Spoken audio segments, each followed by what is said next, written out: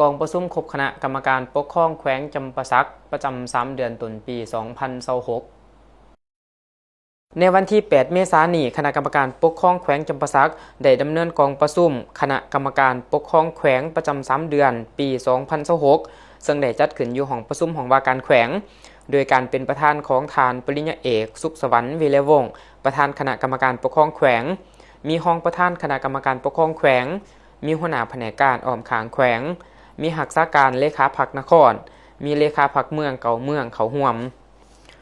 กองประชุมคณะกรรมการปกครองแขวงในครั้งนี้ได้พร้อมกันสรุปตีราคาการจัดตั้งปฏิบัติบรรดาตัวเลขขาดไม้ต่างๆตามมติกองประชุมครบคณะบริหารงานพรรคแขวงครั้งที่เก่าโดยเฉพาะเป็นการนำผ้าสีน้ำเวียกงานหอบด่านของคณะกรรมการปกครองแขวงตลอดระยะ3 เดือนต้นปี 2026 ที่ผ่านมา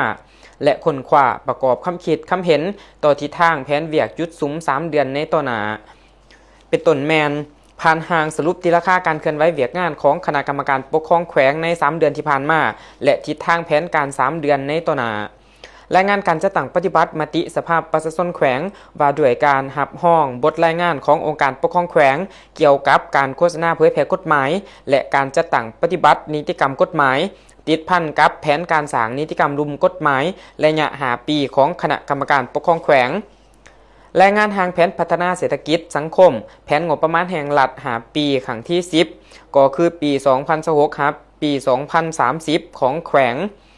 ติดพันกับการรายงานผลการจัดตั้งปฏิบัติการประเมินคืนเวียกงานสร้างเศรษฐกิจเอกราชเป็นเจ้าตนเองอยู่แขวงจำปาสัก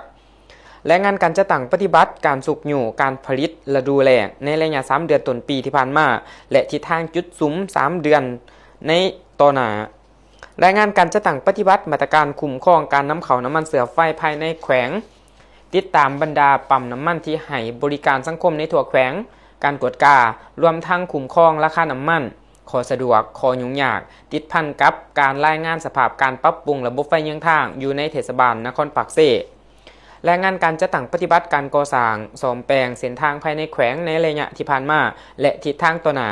ติดพันกับการรายงานผลการจัดตั้งปฏิบัติเกี่ยวกับการสร้างแผนผังเมืองนครปากเซ่และบรรดาเก่าเมือง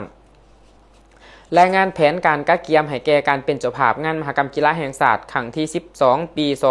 2028ที่แขวงจำปาสักได้รับเกียรติเป็นเจ้าภาพรายงานเวียกงานที่สุกอยู่ส่งเสริมการท่องเที่ยวติดพันกับการจัดตั้งปฏิบัติวาระของแขวงว่าด้วยการแก้ไขความยุ่งยากซึ่งบรรดาเนื้อในหัวข้อดังกล่าวนั้นล้วนแต่นอนในแผนเวียกยุดซุ้มของคณะกรรมการปกครองแขวงซึ่งติดพันโดยกงกับความรับผิดชอบทางด้านการเมืองของคณะกรรมการปกครองแต่ละขันดังนั้นเพื่อเฮ็ดให้กองประชุมครั้งนี้มีผลสำเร็จตามระดับคาดหมายเรียกร้องมายังบรรดาทานที่เขาร่วมในกองประชุมครั้งนี้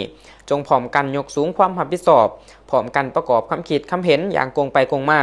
ในใส่เฮ็ดให้บทสรุปและทิศทางใน3 เดือนต่อหน้าให้สมบูรณ์ครบถ้วนเฮ็ดให้การปฏิบัติเวียกงานตัวจริงอย่างมีผลสำเร็จกองประชุมครั้งนี้ผู้เขาร่วมได้รับฟังการผ่านหางสรุปตีราคาการเคลื่อนไหวเวียกงานคณะกรรมการปกครองแขวงใน3 เดือนที่ผ่านมาและทิศทางแผนการ3 เดือนในต่อหน้ารับฟังการจัดตั้งปฏิบัติมติสภาพประชาชนแขวงฉบับเลขที่64/สพขจสลงวันที่24 กรกฎาคม ปี 2025ว่าด้วยการหับห้องบทรายงานขององค์การปกครองแขวงเกี่ยวกับการโฆษณาเผยแพร่กฎหมายและการจัดตั้งปฏิบัตินิติกรรมกฎหมายรับฟังการรายงานเกี่ยวกับแผนสร้างนิติกรรมรุมกฎหมาย5 ปีรายงานห่างแผนพัฒนาเศรษฐกิจสังคมแผนงบประมาณแห่งรัฐ5 ปีครั้งที่10ของแขวงจำปาสักรับฟังการรายงานการจัดตั้งปฏิบัติเกี่ยวกับการสุกอยู่การผลิตและดูแลในระยะ3 เดือนที่ผ่านมาและจุดซุ้มใน3 เดือนต่อหน้ารับฟังการรายงานการจัดตั้งปฏิบัติในการคุ้มครองการนำเข้าน้ำมันเสือไฟภายในแขวงการกวดการติดตามบรรดาปั๊มน้ำมันที่ให้บริการในสังคมทั่วแขวงรวมทั้งการคุ้มครองราคาน้ำมันขอสะดวกขอยุ่งยากใน3 เดือนที่ผ่านมาและทิศทางจุดซุ้มใน3 เดือนต่อหน้าและรับฟังการรายงานเกี่ยวกับเวียกงานการปรับปรุงระบบไฟเยื้องทางในเทศบาลนครปากเซ่